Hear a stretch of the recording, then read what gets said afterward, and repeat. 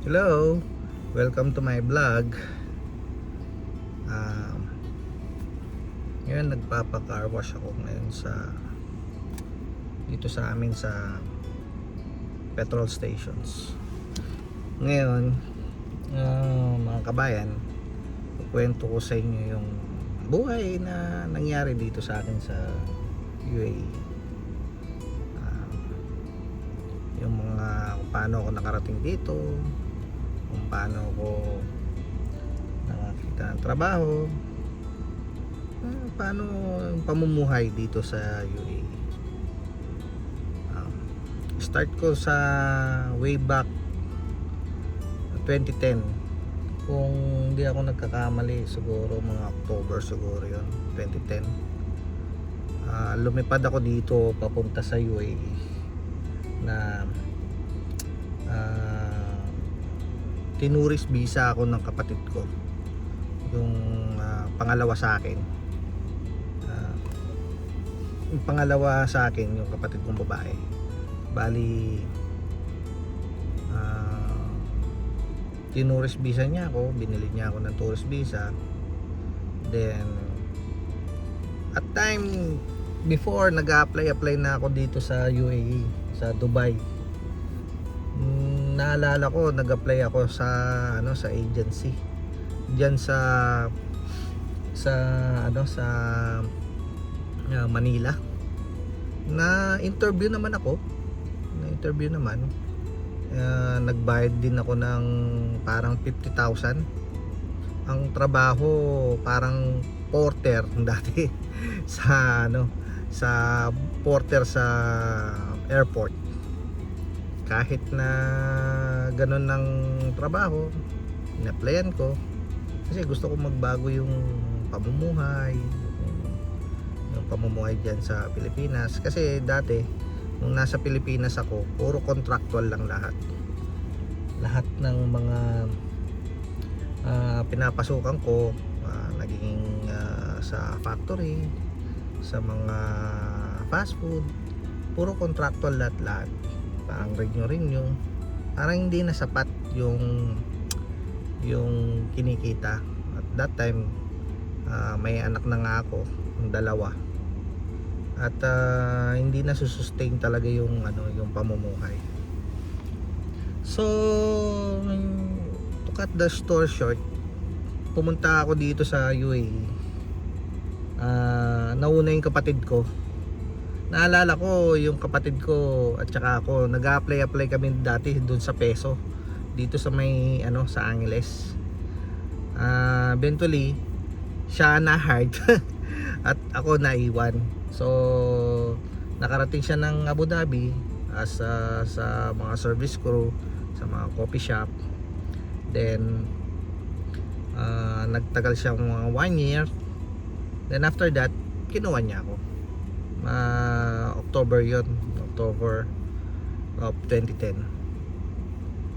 So pagdating ko dito, nakita ko yung sitwasyon na okay naman, maganda yung bansa. Hindi ganun naman pala kainit, kasi kala ko that time kapag sinabing Middle East mainit so hindi naman pala ganun kainit. Then nag-apply ako, nagbi-building ako sa mga offices, nag-apply ako. Then one day may customer yung kapatid ko na hindi ko napapangalanan, pero may customer yung kapatid ko na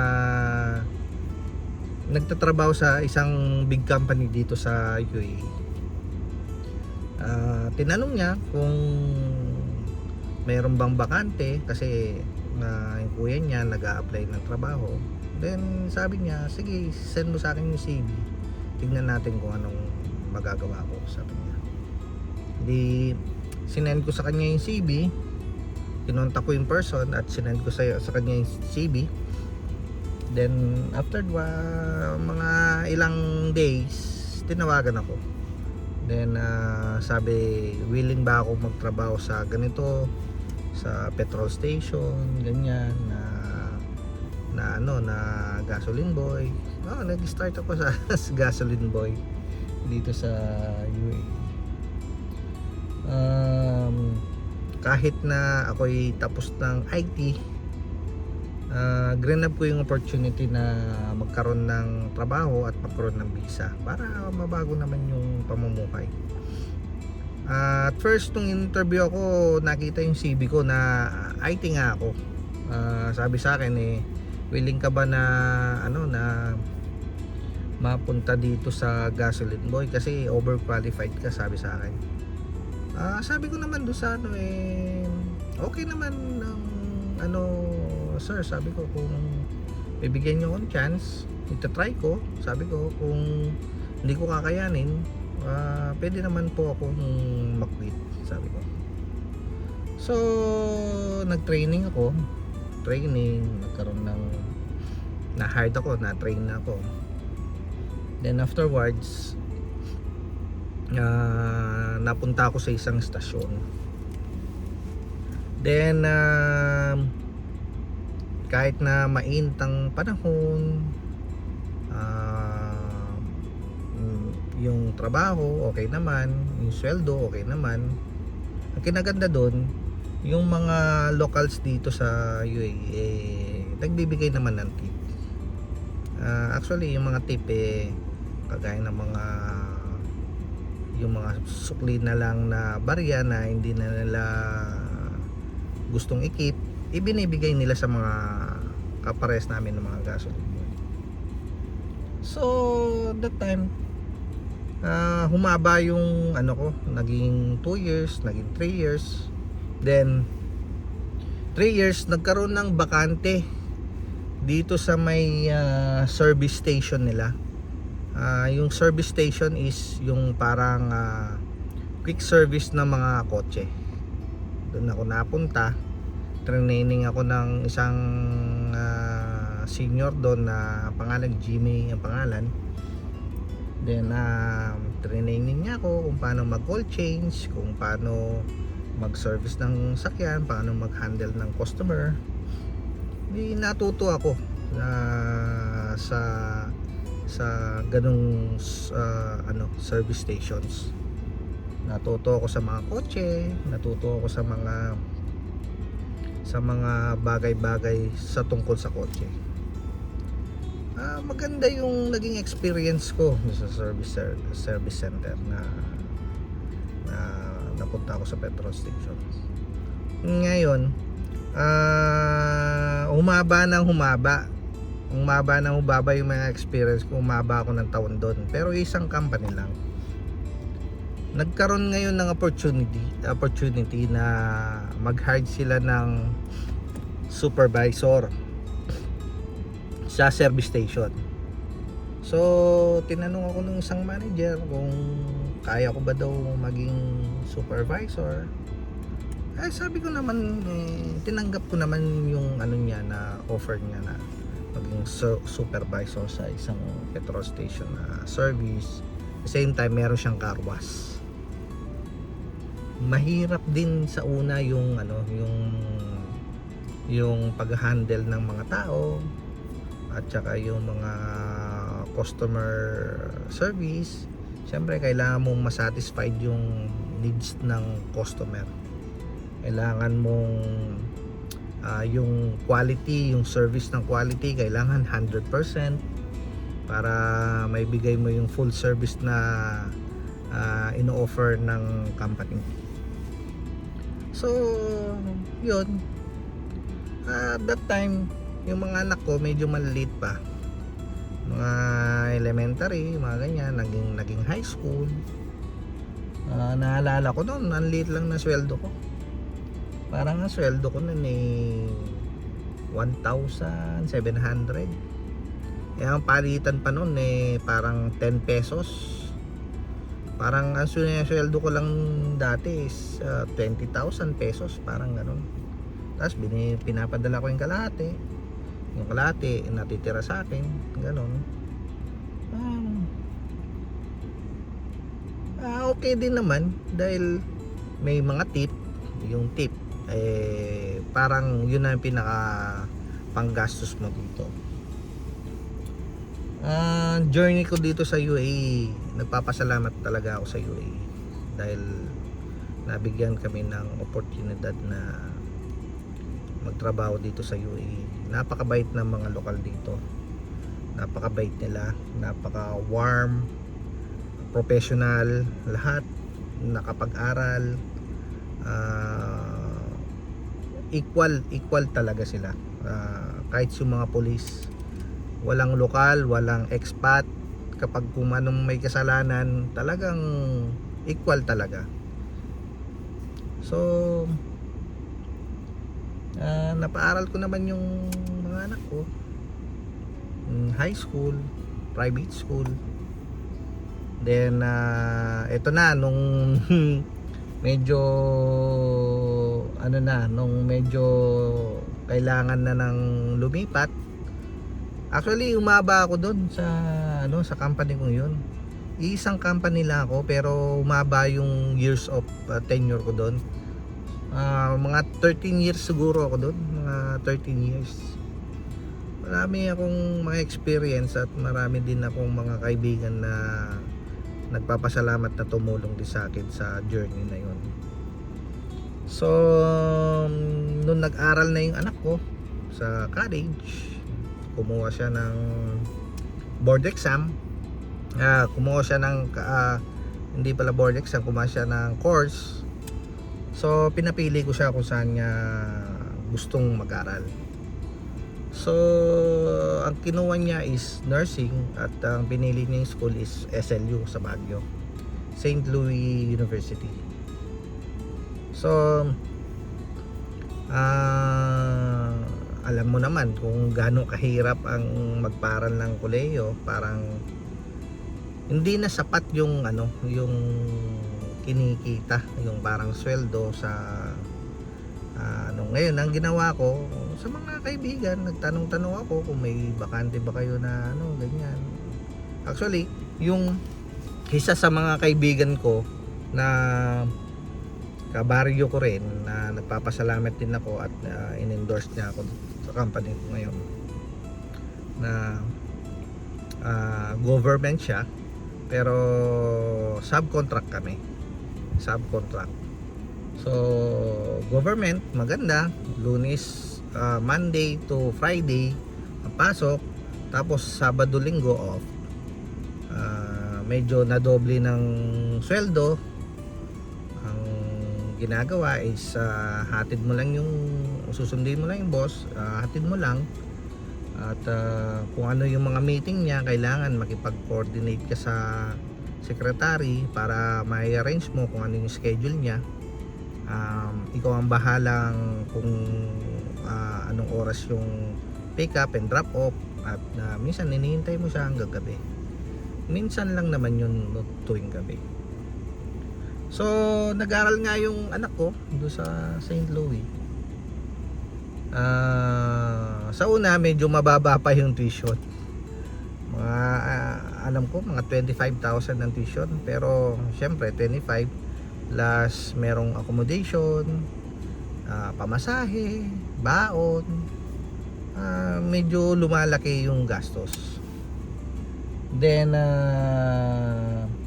nakatapos siya ng 4 years dun sa nursing sa SLU as cum laude. Ako'y tuwan-tuwa sa anak kong yun. At lahat ng mga pagod at hirap na pinagdaanan ko dito ay nasulit niya. Kaya kung anak, kung napapanood mo man itong video ko na to, at in case na mawala man ako dito sa mundo, ako'y nagpapasalamat sa iyo at ako'y di mo binigo. Malaking pasasalamat ko sa iyo. At magbabago ang iyong naputol yung kwento ko. Ito, so kasi mainit ang panahon kasi. Mainit ang panahon. Ngayon ito, naghihintay ako ng car wash. Yan. So mainit ang panahon, nakabilad kasi yung yung cellphone. Nag-emergency stop siya. So continue ka lang. Nagpapasalamat ako sa anak ko, napakatalino, hindi niya ako binago. Ang kondisyon namin isa lang, kung mag-aaral ka, mag-aaral ka. Kung magbo-boyfriend ka, magbo-boyfriend ka. So pipili ka lang sa dalawa. So kung magbo-boyfriend ka, boyfriend na lang. Kung mag-aaral ka, mag-aaral ka. Sabi ko sa kanya, hanggat kaya ko, sustentuhan kita. So pinili niya yung pag-aaral. Napakabait na anak. Ako'y nagpapasalamat talaga sa Diyos at nagkaroon ako ng mabait na anak na hindi suwel, na hindi nagbobulakbol, pinahalaga ng mga perang ginagastos ng mga magulang. Ako'y nagpapasalamat talaga sa anak ko. So kung ikay napapanood mo to, kung nawala naman ako, huwag ka nang umiyak, anak. Ako'y nasa magandang lugar at ako'y masaya at kayo'y naging magandang kinabukasan. So ibalik ko yung kwento. Yun nga, naging cum laude siya sa nursing. Same time nag-review, nag-PRC, Philippine board exam, pumasa. Tuwan-tuwa ako, pumasa siya. At actually ang pangarap niya talaga is doktor. Ang usapan namin talagang dapat magdodoktor siya. So ang problema lang, siyempre napakabigat ng isang pagiging doktor. Kung ako lang magulang, gusto ko siyang maging doktor talaga. Pero napaka mahal ng tuition. At ako'y meron pang isang anak na nag-aaral. So nag-usap kami ng masinsinan na sabi ko sa kanya, mag-ipon muna tayo. At pag nakapag-ipon tayo, uwi ka sa Pilipinas, magtrabaho mo, pumunta ka dito at magtrabaho muna dito. At kapag nakaipon na, uwi ka sa Pilipinas, mag-aaral ka ng doktor. At tutulungan kitang makamit ang iyong pangarap. So yun, di nag-exam siya ng PRC, nakapasa. Then sabi ko sa kanya, mag NCLEX ka para kung in case man na pumasa siya, makapunta agad siya dito at ma-convert niya yung NCLEX na license to DOH license dito sa UAE. So luckily pumasa ulit. Napakaraming journey. Pumasa ulit, tuwan-tuwa. At pumasa siya ng USRN. So ngayon ang plano namin mag-ama na ayusin ngayon yung lisensya na dito sa UAE para makapagtrabaho siya dito. At kung papala rin man, makapunta sa US. At plano niya, doon na lang siya magdodoktor. At sana lahat ng mga pangarap namin na mag-ama, makamit namin. Para din sa kanya yan, para din sa kinabukasan niya at magiging pamilya niya. Walang father na tatay na hindi nangarap na mabuti para sa mga anak. So yun ang journey ko. Hanggang ngayon nagtatrabaho pa rin. Okay naman, masaya naman. So ngayon Friday, bukas day off, and Saturday is off.